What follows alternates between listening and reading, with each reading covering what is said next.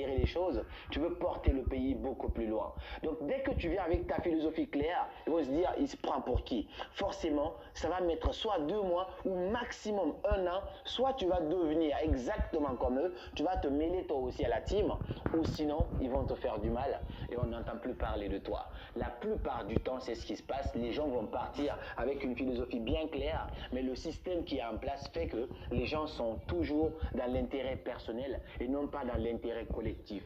Les altercations que vous voyez entre Samuel Eto'o et le ministère du Sport du Cameroun, c'est deux égos et aussi deux systèmes. Quelqu'un qui veut bien faire les choses, quelqu'un qui veut imposer un peu sa nouvelle philosophie parce qu'il a été, il a voyagé, il a vu des choses, et quelqu'un qui est là, qui a son système, mais aussi qui a son ego. C'est moi le boss, c'est par moi que ça se passe. On voit deux personnes, deux intérêts personnels qui sont en train de se bousculer pour l'intérêt de tout un peuple ou d'une nation, entre guillemets, parce que c'est le football camerounais ou même disons le football africain. Ça c'est le gros problème de l'Afrique et on va pas se mentir, ce problème on le trouve dans beaucoup d'autres pays en Afrique, que ce soit au Cameroun, au Sénégal, en Guinée. Quand on est africain, il faut qu'on parvienne à sortir de ça, qu'on voit à chaque fois l'intérêt collectif, comme il a dit dans son discours, lorsqu'il a dit la seule chose qui nous unit, en fait, c'est l'intérêt du Cameroun. Je ne suis pas camerounais, mais cela m'a marqué personnellement parce qu'on sent, on voit en fait en réalité que le but final de tout ça, c'est de mettre bien les Camerounais, de rendre fiers